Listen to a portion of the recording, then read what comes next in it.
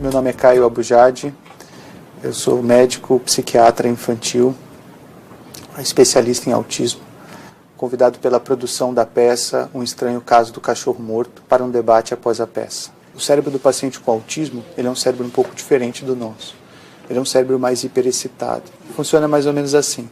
É como se o nosso cérebro, ele faz uma atividade de cada vez. Então, toda vez que a gente faz uma atividade, a gente desliga a nossa atividade anterior. Mesmo quando a gente está fazendo duas atividades ao mesmo tempo, a gente, na realidade, está fazendo uma de cada vez bem rápido. O paciente com autismo, não. Por ele ter um cérebro hiperexcitado, ele liga uma atividade sem desligar a atividade anterior. Então, ao longo do dia, às vezes, ele está fazendo 100, 200, 300, 1000 atividades ao mesmo tempo naquele cérebro.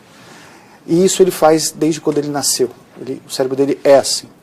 Então, a gente tenta fazer com que eles funcionem com um cérebro parecido com o nosso. Só que, se eles tentarem funcionar da mesma forma que a gente, eles se desorganizam. E aí eles entram em crise. Então, desde pequeno, eles vão criando um método para se organizar. Você tem um padrão de comportamento repetitivo. Na realidade, isso é um cérebro tentando se organizar. Tá?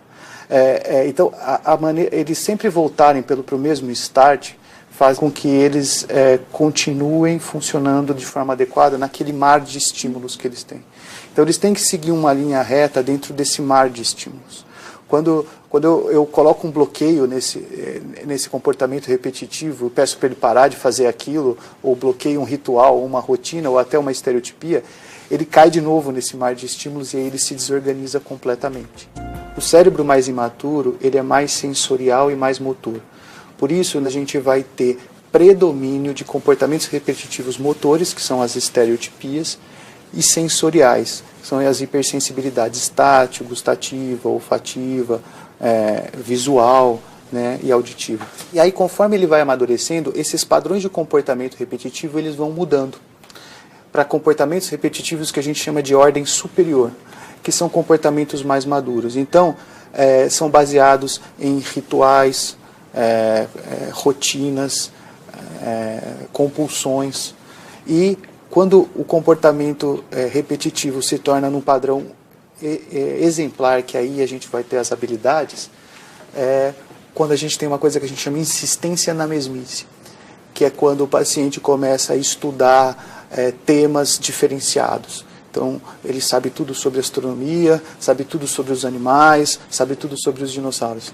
Então, veja, você tem o mesmo comportamento que é uma estereotipia e o autointeresse por astronomia é a mesma forma de trabalhar aquele cérebro hiperexcitado, entendeu? Só que com padrões cognitivos diferentes. Desde o primeiro dia que a gente nasceu, o que a gente faz durante o dia é criar redes neuronais. Isso vale para todos nós, tá? E durante a noite, memorizar essas redes neuronais. No dia seguinte, a gente reativa essas redes neuronais, acrescenta as informações daquele dia e armazena durante a noite. A gente faz isso a vida inteira, tá? Os pacientes com autismo, eles têm redes de preferência que fazem com que ele se organize. Tá? Eu tenho que atrelar as novas informações do dia a essas redes neuronais de interesse. Então, se um paciente está lá super interessado em bichos, em fazer desenho, e eu quero que ele se interesse por outras coisas, eu posso, através dos bichos, ir dando um conhecimento sobre outras áreas. Né? Então, eu quero que ele aprenda sobre o céu.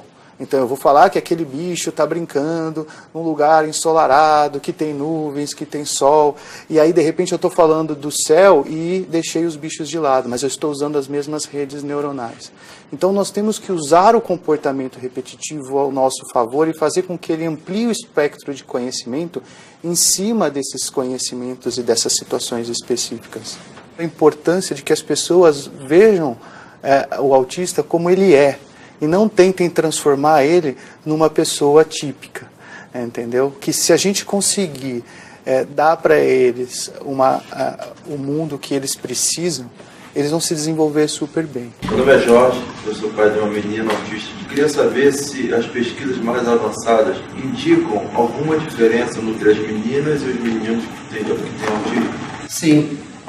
Mesmo as pesquisas mais antigas já mostravam uma diferença muito grande. As meninas com autismo, elas tendem a ter um quadro um pouco diferente.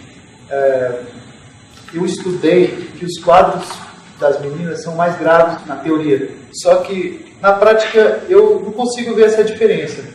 Eu tenho uma paciente lá de São Paulo que acabou de terminar o mestrado em Direito, mas ela teve várias dificuldades, enfrentou dificuldades a vida toda, mas conseguiu terminar todo o seu desenvolvimento.